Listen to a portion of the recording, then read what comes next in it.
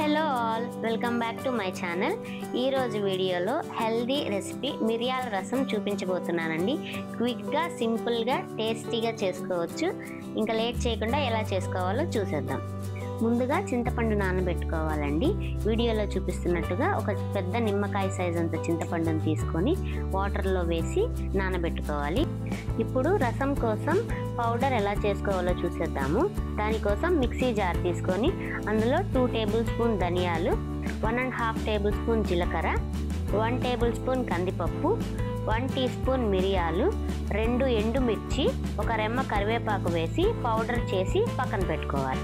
ఈలోపు చింతపండు నానిపోయి ఉంటుందండి. నానిపోయిన చింతపండులో ఒక చిన్న మీడియం సైజ్ టమాటా వేసి మెత్తగా మ్యాష్ చేసుకొని వాటర్ తగినన్ని యాడ్ చేసుకొని కలుపుకొని పక్కన పెట్టుకోవాలి. రసం ప్రిపరేషన్ కోసం స్టవ్ ఆన్ చేసుకొని దలసరిగా ఉండే కడాయి పెట్టుకొని ఆయిల్ యాడ్ చేసుకోవాలండి.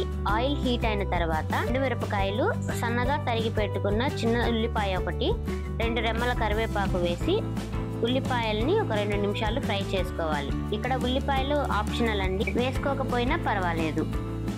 ఆనియన్స్ లైట్గా ఫ్రై అయిన తర్వాత 5 నుంచి 6 క్రష్ చేసుకున్న వెల్లుల్లి కూడా వేసి కొంచెం ఫ్రై అవ్వనివ్వాలి. వెల్లుల్లిని ముందుగా మిక్సీ పట్టుకున్న పౌడర్లో అయినా వేసుకోవచ్చండి, లేదా ఇలా తాలింపులో అయినా వేసుకోవచ్చు. వెల్లుల్లి కూడా ఫ్రై అయిన తర్వాత ముందుగా మనం మిక్సీ చేసి పెట్టుకున్న పౌడర్ని యాడ్ చేసుకొని నూనె పైకి తేలేంత వరకు లైట్గా ఫ్రై చేసుకోవాలి. రసం పౌడర్ కూడా ఆయిల్లో వేగిపోయిన తర్వాత 1 టీ స్పూన్ పసుపు, 1/2 టీ స్పూన్ ఇంగువ కూడా యాడ్ చేసుకొని ఒకసారి కలిపేసుకొని ముందుగా పక్కన పెట్టుకున్న చింతపండు, టమాటా నీళ్ళని యాడ్ చేసుకొని 2 టీ స్పూన్ సాల్ట్ వేసుకొని కలుపుకొని మూత పెట్టుకొని బాయిల్ చేసుకోవాలి. చింతపండు నీళ్లు వేసిన తర్వాత ఎక్కువసేపు మరిగించకూడదండి.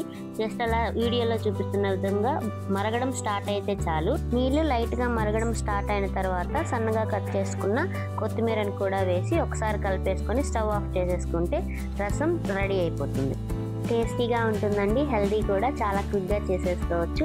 లైట్గా ఉంటుంది తినడానికి కూడా, పిల్లలు కూడా చాలా బాగా ఇష్టపడి తింటారు. ఈ రసంకి కాంబినేషన్గా చిక్కుడుగాయ ఫ్రై కూడా చాలా బాగుంటుందండి. చిక్కుడుగాయ ఫ్రై రెసిపీ కావాలంటే కమెంట్ చేసేయండి. వీడియో నచ్చితే లైక్ చేయండి, మీ ఫ్రెండ్స్ అండ్ ఫ్యామిలీకి షేర్ చేయండి. వర్ణి వంటిల ఛానల్ని సబ్స్క్రైబ్ చేసుకోండి. Thank you for watching.